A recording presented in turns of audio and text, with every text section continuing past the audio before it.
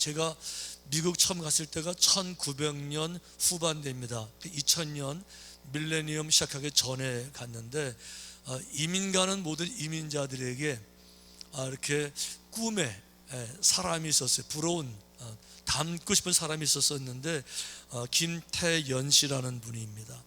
이분이 나중에 자신의 책을 펴내기도 했어요. 한번 보실까요? 사람들은 나를 성공이라는 말로 부른다. 이거 2000년대 만들어진 책인데, 이분은 이제 주인공이고, 자기 자신이고 성함이 김태연 씨예요. 사람들은 자기를 성공했다고 말하지만 사실 나는 그런 사람이 아닙니다 라는 얘기를 진솔하게 펴낸 책이거든요. 이 책을 지금 절판돼서 못 구하지만 그 내용은 이런 겁니다. 이분은 전형적으로 유교 가정, 경상도 집안에서 엄격한 집안에 태어났어요. 정월 1월 1일 날 태어났는데, 경상도의 그 유교 문화 가정에서는요 1월 1일 정월초하루 제삿날이 제일 큰 제삿날이에요. 이래서 이제 할아버지 할머니 온 가족 다 모여서 제사장 준비하고 그러는데, 산모가 이제 산띠가 있으니까 정월초하루 태어나는 아들, 와 이건 조상이 주는 축복이야 이래가지고 온 가족들이 기대하고요 아들 태어나기를 기다렸는데, 정월초하루에 태어난 사람이 딸이에요. 그러니까 할아버지가 얼마나 화가 났는지 제사장을 뒤집어 엎었어요. 그 정도로 그냥 막 분개하고 화가 났고, 그 아버지도 온 가족이 너무 실망스러웠는데 그걸로 끝난 것이 아니고, 그때부터 이제 이 여자아이는 모든 사람들에게 학대의 대상, 재수 없는, 이렇게 이제 욕하고 학대하고 뭐 우리 집안을 말아먹을 뭐 이렇게 이제 되면서 그 아버지로부터 얼마나 많은 학대를 받은지 몰라요.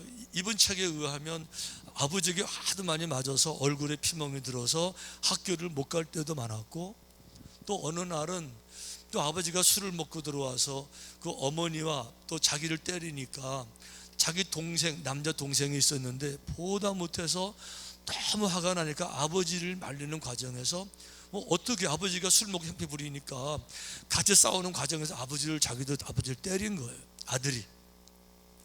그래 놓고는 그날 밤에 아무리 생각해도 아들이 아버지를 때렸다, 내가 아버지를 때렸다, 나는 패륜아야, 나는 인생을 살 가치가 없어, 이렇게 해서 그날 밤에 유서를 써놓고, 그것도 누나한테, 누나 미안해, 내 목까지 살아줘, 나는 아버지를 때린 패륜아야, 나 같은 사람은 살 자격이 없어, 이러고 이제 그날 밤에 나가서 뒷산에 가서 소나무에 목을 매요. 자, 이런 상황에서 이제 워낙 고통을 많이 당하니까 뭐 살 방법이 없잖아요. 그러다가 이제 한국에 나와 있는 미군을 만나서 한국을 도망가듯이 떠나서 미국에 이제 가게 됐는데, 뭐 공부를 제대로 했나요? 뭐 아는 게 있나요? 영어가 제대로 되나요? 그 미국 남편이 얼마나 학대하는지 유산을 3번 당하고 나서 또 이혼을 당해요.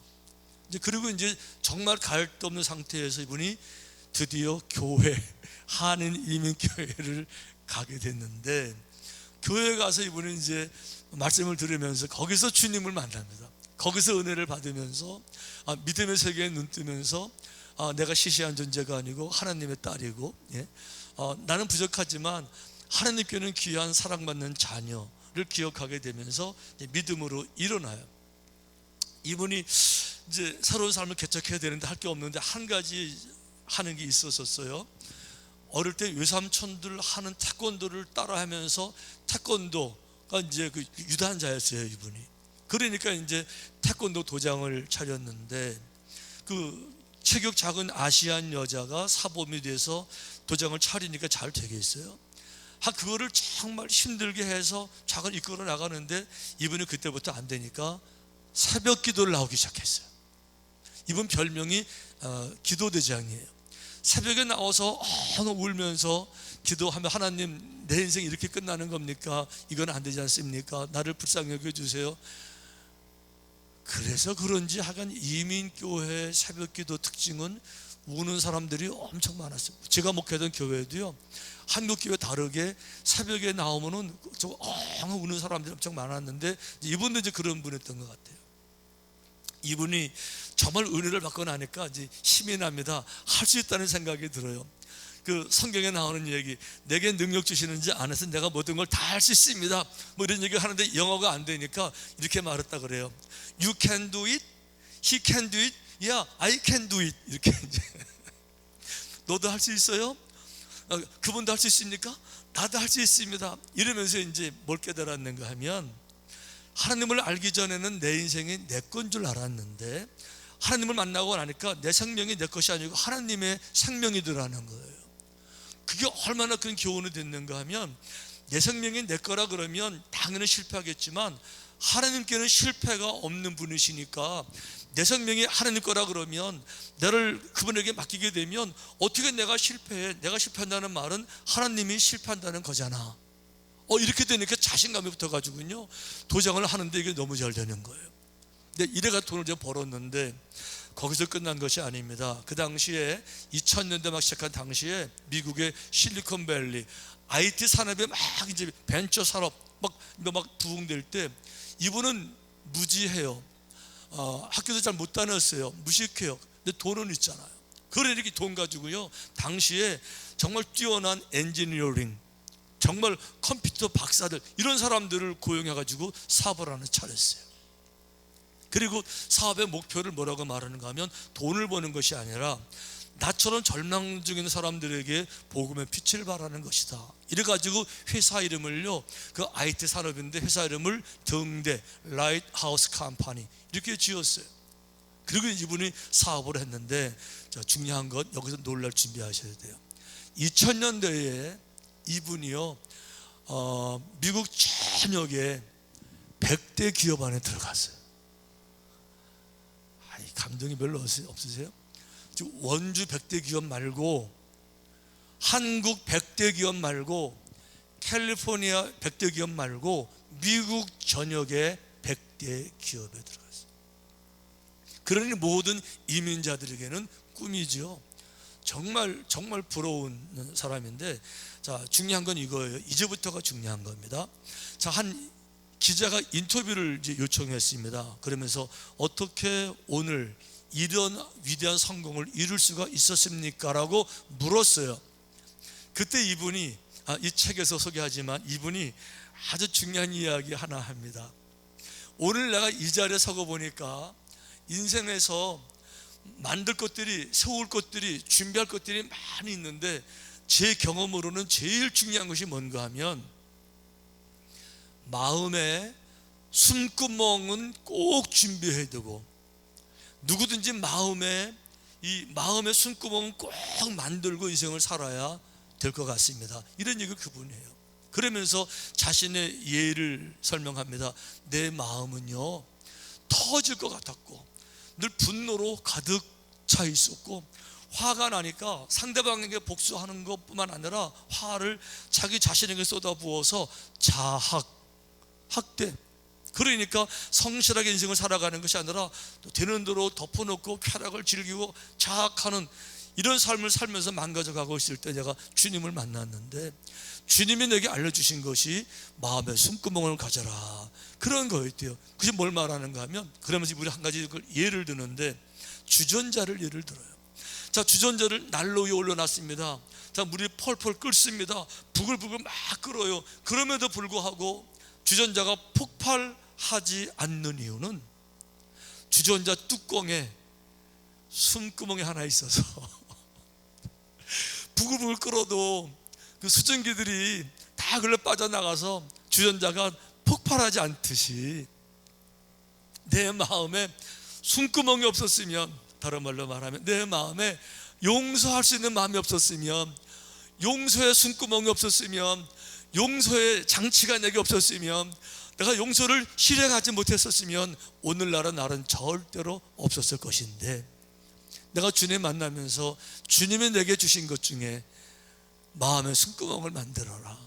그래서 제가 그 숨구멍을 통해서 엉엉 울면서 내가 기도하면서 용서할 수 있도록 또 그 능력을 구하고 또 기도하는 가운데 미움들은 다 사라지고 증오들도 다 사라지고 인간의 약함들이 이해가 되고 내게 고통을 준 사람들 다 용서할 수 있고, 그러니까 과거의 상처에 내 에너지를 쓰는 것이 아니라 내 모든 상처를 가지고 앞날을 향해 쓸 수 있으면서 뒤에 그 잊어버리고 과거에 매이는 것이 아니라 오늘 내 문제 어떻게 해결할 수 있을까, 이 부분에 에너지를 쏟아 부으면서 오늘 내가 있을 수 있습니다. 자, 저는 이분이 말하는 그 마음의 숨구멍이라는 단어가 굉장히 그 마음에 감동이 됐어요. 그런데 사실 성경에는 이 마음의 숨구멍이라는 말은 나오지를 않아요. 그런 표현은 없습니다. 없습니다만은 성경은요, 정신으로 말하면 날마다 그 얘기를 하는 거예요. 마음의 숨구멍, 무슨 얘기죠? 내 마음의 영적인 쓰레기들, 내 마음의 영적인 폐기물들. 여러분, 모든 존재는 사물들은요, 가치가 있는 것과 그렇지 않은 것들로 나뉩니다. 가치가 있는 것들은 우리들이 흔히 가치 있는 것, 상징적으로 보물이라고 생각하고, 가치가 없는 것들은 쓰레기라고 생각해요. 쓰레기는 쓸데가 없어서 버려야 되는 건데 쓰레기들이라고 생각합니다. 영적으로 똑같아요. 영적인 쓰레기들이 항상 있습니다. 인생을 살다 보면 모든 사람이 착한 사람이 아니고 김태현 씨 아버지 같은 그런 분들 만날 수 있습니다. 얼마든지 많은 상처를 받을 수 있어요. 그때 뭐가 생겨요? 증오가 생기고 미움이 생기고 쓴뿌리가 생기고 복수하고 싶고요, 화가 나고요, 자폭하고 싶고요, 자학하고 싶고요, 함부로 살고 싶고요, 인생을 망치고 싶고요, 이런 마음들 생기는데 이게 바로 쓰레기예요. 이런 마음은 아무리 많이 내가 가져도 인생에 도움이 되지를 않아요. 인생을 망치면 망칠지언정 도움이 안 되는데 우리들은 그것을 무슨 보물이나 되는 것처럼 그 마음에 끌어안고 한평생 살아가요. 용서하지 못하는 비통한 마음을 가지고, 불편한 관계를 가지고, 그것도 한국만 가지고 있는 아주 유일한 단어가 있죠. 다른 나라에는 이런 단어가 없어요. 영어는 이런 단어가 없어요. 그래서 이거를 영어로 번역이 안 되는 게 한 가지 있어요. 심지어 미국 신학교에서는 이 단어를 가지고 박사 논문을 쓴 적도 있어요. 다른 나라에 없는 개념이니까. 이것이 뭔가 하면 한이 뭐예요? 한은 영어로 번역이 안 돼요. 상처라고요? 상처는 영어로 번역이 돼요. heart, scar 번역이 되죠. 한은요, 상처가 아니에요. 상처는 끝났는데 상처가 마음에 남아서 뿌리를 내려서 마음에 멍들게 하는, 온 마음을 지배하는, 평생에 내 영혼을 지배하는 한, 그건 뭐가 무기라고 평생 보물이라고 평생 가지고 사냐 말이죠. 그런데 이 여인은 용서의 숨구멍을 통해서 그걸 다 내보내는 거죠. 자, 성경에 마음의 숨구멍 이런 말은 없지만 바로 그런 개념으로서 용서를 실천하는 분들 예수님이 샘플이셨어요. 자기를 향해서 침도 뱉고 주먹으로 치고 발로 차고, 거기다가 십자가에 박는 그들을 향해서도 용서하시면서 하나님, 저들의 죄를 용서해 주시죠. 인간이 얼마나 악한지는 알지 않습니까? 저들이 하는 일도 모르고 하는데 어떻게 합니까? 용서해 주셔야지. 용서해 주십시오. 구약에도 얼마나 많아요. 오늘 주인공 요셉도 마찬가지입니다. 자기 형들이 아버지 죽은 다음에 찾아왔어요. 그리고 이제 요셉에게 빕니다. 너희는 이같이 요셉에게 이르라. 네 형들이 네게 악을 행하였을지라도 이제 바라건대 그들의 허물과 죄를 용서하라 하셨나니 당신 아버지의 하나님의 종들인 우리 죄를 이제 용서하소서 하며 요셉이 그들이 그에게 하는 말을 들을 때 울었더라. 형들은 겁이 났습니다. 왜 그런가 하면 자기들이 요셉에게 한 짓이 있잖아. 지금 요셉이 우리에게 복수 못하는 이유는 아버지 살아생전이라 참 못하는 거지만 아버지 돌아가시면 우리 분명히 죽이거나 복수할 거야. 그러니까 아버지 돌아가시니까 그냥 못 있고요, 아버지를 팔아서 아버지의 유언이라는 말을 써가면서 이렇게 말하는 거예요. 아버지 살아생전에 이렇게 말씀하셨다. 아버지 죽으면 찾아가서 꼭 요셉에게 용서를 구하라고. 아버지 유언대로 왔으니 아버지 유언대로 당신도 미안하지만 용서해 주세요. 이거 말할 때 요셉이 울었다 그랬어요. 요셉이 울었다는 얘기는요, 그만큼 상처가 되고 그만큼 비통한 거예요. 지금 요셉이 팔리는 장면을 생각해 보십시오. 아버지에게 뺨 한 대 맞는 게 아닙니다. 막대기로 맞는 게 아닙니다. 노예로 팔리는 거예요. 노예로 팔린다는 것은 인생 전체가 거절당한다는 거죠. 차라리 뺨 한 대 맞아도 집에 살게 해주세요. 한 대 때리셔도 오늘 밤에 잘 때를 좀 주시고 밥도 주세요. 그럼 버틸 수가 있는데 그런 게 아니에요. 노예라는 거는 이제부터는 저주의 길만 평생 남겼어요. 고생만 해야 되고요. 기쁨은 다 사라졌는데 그 길로 몰아넣었는데 누가요? 가족들이, 형들이 어떻게 용서가 돼? 요셉이 엉엉 울면서요. 엉엉 울었는데 그게 뭐 한 거예요? 그게 마음의 숨구멍으로 그 마음의 마음의 응어리, 분노, 비통, 억울함, 그 모든 것들을 다 내보낸 거예요. 그러고 나서 형들에게 와서 요셉이 그들에게 이르되 두려워하지 마소서, 내가 하나님을 대신하리이까. 걱정하지 마시라고. 내가 하나님을 대신할 수 있습니까? 심판하는 거, 벌 주는 건 하나님의 일인데 그분 하실 텐데, 그분이 다 갚으실 텐데 내가 그걸 하겠습니까? 더 중요한 거, 사실은 당신들은 나를 팔았으니까 오늘 우리가 있는 것이 아니니까, 그러니 걱정하지 마세요 하고 보니까 형들이 불쌍해졌어요. 왜 그래요? 여러분, 맞은 사람은 발 뻗고 자도요, 때린 사람은 전전긍긍 잠이 안 오는 거예요. 형들이 그동안에 얼마나 불안했겠어요. 아버지 때문에 가만히 있는 거지만 언젠가 드러나면 고통을 당할 텐데 그동안 잠이라도 잤겠어요? 아버지 돌아가실 때까지 몇 년 동안 거기 살았는데 몇 년 동안 가시방석 같았는데, 그런 형들 생각하니까 요셉이 바라보니까 또 불쌍해요. 형들을 찾아가서 진심으로 위로합니다. 당신들은 두려워하지 마소서, 내가 당신들과 당신들의 자녀를 기르리다 하고 그들을 간곡한 말로 위로하였더라. 진심으로 위로했어요. 형들 생각하니까 비록 못된 사람들이지만 그들이 겪었을 마음의 고생을 생각하니까 또 그것도 불쌍하고 안쓰럽고 찾아가서 진심으로 간곡하게 위로하는 거예요. 여러분, 요셉이 엉엉 울었다 그랬는데 여러분 울어보셨어요? 여러분, 하나님께 운다는 것은 굉장히 좋은 지혜입니다. 사람에게는 하소연해도 능력이 없지만 하나님은 모든 걸 다 알고 계세요. 우리가 하나님께 다 내어놓고 하나님 억울했어요, 너무 힘이 듭니다, 정말 비통합니다, 창피해 죽겠습니다, 견디질 못하겠습니다, 진솔하게 다 내놓고 엉엉 울 때요, 하나님은 절대로 그냥 안 계세요. 찾아오셔서 만지시고 치유하시고 능력으로 채우시고 그 모든 것들을 이기게 하는 은혜를 허락해 주실 줄로 믿습니다. 지금 요셉이 그렇게 한 거예요. 요셉이. 사실은 저도 하나님 앞에서 엉엉 울어본 적이 있어요.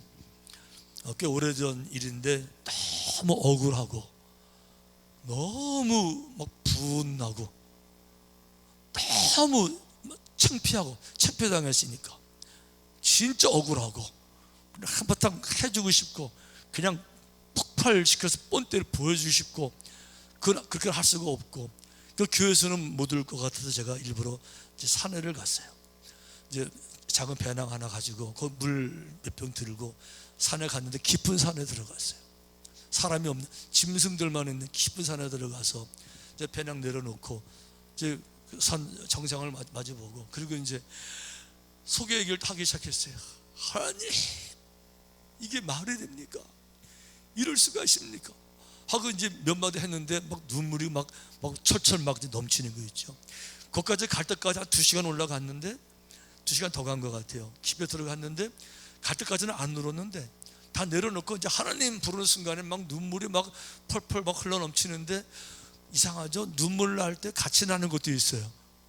콧물이 같이 나는 거예요. 그러니까 막 눈물 콧물이 쏟아지는데 처음에는 막 쏟아지니까 나도 모르게 습관적으로 닦으려 가다 보니까 생각해 보니까 보는 사람이 아무도 없잖아요. 깊은 산인데 그걸 내가 뭐하라 그걸 닦아 그걸. 그러니까 뭐 보는 사람도 없으니까 뭐, 그리고 이게 닦을 정신도 없어요. 닦고 싶지도 않고, 이걸 닦는다는 얘기는 이제 그만큼 정신이 들었다 그러는 거잖아요. 그러고 싶지 않더라고요. 그래가지고 그냥 흐르는 눈물 그대로, 흐르는 콧물 그대로 그냥 할 수가 있습니까? 하나님, 이게 말이 되는 겁니까? 이게 도대체 어떻게 이럴 수가 있는 겁니까? 정말 창피해서 못 살겠고요. 이게 사는 거 맞습니까? 이게 무슨 일이, 나한테 왜 그러시는 건데? 한참을 제가 이제 울고 났는데, 그리고 이제 몇 시간 울고 나오고 내려오는데요, 집에 도착하기 전에 그 마음에 있었던 응어리들 다 사라졌어요. 다 해결됐어요. 그거 다 끝났어요. 거기 뭐 매이거나 뭐 집착하거나 뭐 신경 쓰거나 이런 거 아무것도 없이 아무 일도 없는 것처럼 앞만 보고 나갈 수 있게. 지금 요셉이 그렇게 하고 있는 거예요. 여러분, 교회 와서 울으세요. 새벽에 와서 울으세요. 여러분, 울으시라고 음악 크게 틀어놓는 거예요. 이렇게 남들 모르게. 자기가 가지고 있지 말고, 여러분, 그런 걸 가지고 있으면 결국 그게 나를 해야 하는 거예요. 나를 해야 하는 거. 우리는 한 가지 오해를 해요. 이 현상 유지를 위해서는 아무것도 안 하면 되는데, 현상 유지를 위해서 아무것도 안 하면요, 현상 유지가 안 돼요. 현상 유지를 위해서 에너지, 돈, 투자를 해야 돼요. 현상 유지를 위해서 감가상각비를 내야지 현상 유지가 되는 거예요. 건강도요, 현상 유지요, 가만히 있으면 병들어요. 영양가를 먹어야 되고 운동을 해야 현재 건강을 현상 유지할 수가 있는 겁니다. 인생의 현상 유지요, 그냥 되는 게 아닙니다. 에너지를 써야 되는데, 마음의 갈등, 상처, 이 눌림, 이 특히 스트레스, 그냥 강박관념, 어떡하나 짜증내는 거, 걱정하는 거, 이게 우리 에너지를 현상 유지뿐만 아니라 전진할 때 필요한 에너지를 몽땅 긁어 가지고 가서 우리 마음을 병들게 하고 심령을 죽이는 거예요. 여러분, 인생이 힘드십니까? 견디기 어려우세요? 여러분, 그것도 금방 지나갑니다. 오늘 삼천 추모주일 보내면서 먼저 가신 분들이 우리가 이렇게 말하는 것 같아요. 거 봐라, 인생도 금방 지나간다. 그러니까 모든 걸 다 가지고 가려고 하지 말고, 취할 것은 취하고 버릴 것은 버리는데, 인생에서 어쩔 수 없이 생기는 삶의 무게들, 아픔들, 상처들, 용서하지 못하는 그런 마음들, 그걸 무슨 보물에 끌어안고 사냐. 마음의 숨구멍으로 다 내보내고, 또 용서하고, 또 이해하고, 또 감싸고, 우리의 에너지를 과거의 상처 때문에 그 해결할 쓰지를 말고 의를 세우고 하나님의 나라를 이끌어가고 그 사랑을 실천해 나가는 하나님의 일들이 곳곳에 일어나는, 부흥을 이루는, 사람 많이 모이는 거 말고 주님의 정직한 의가 점점 더 풍성하게 되고 그의 나라가 이루어지는 이 진짜 부흥, 영적인 부흥, 거룩한 주님의 나라, 이런 데 에너지를 써야지. 요셉처럼 복수하려고 하지 말고, 국무총리니까 팔레스타인 모든 백성들을 먹여 살리고 거룩한 나라 이스라엘 재건을 위해서 형제들 돌보는 거룩한 의를 위해서 써야지. 그 에너지를 가지고 용서 못하는 거, 화나는 거, 복수하는 거, 억울한 거, 이런 데 쓰지 말고. 왜요? 그거 다 지나갈 거니까 이것 또한 지나가리라. 오늘 삼천 추모주의를 맞습니다. 우리 마음의 숨구멍을 넓히십시다. 자, 가슴을 좀 더 펴시고 이렇게, 자, 마음의 숨구멍 넓혀보세요. 다 이렇게 다 내 용서하리라. 자, 아멘. 내가 모든 사람들을 용서하리라. 특별히 여러분, 남편을 용서해 주세요. 진짜 남편을 용서해 주세요. 아내들도 용서해 주세요. 아내들도 용서해 주세요. 형제들도 용서해 주세요. 형제들도, 정말 형제들도 용서하세요. 부모님 용서하시고요, 자식들 용서하시고. 오늘 추모질입니다. 그거 다 지나갑니다. 다 지나갑니다. 남은 삶은 과거를 위해서 쓰는 에너지가 아니라 우리 시대의 거룩한 의를 이루어내고 주님의 나라를 이루는 일 사용하게 되시기를 주님의 이름으로 축원합니다.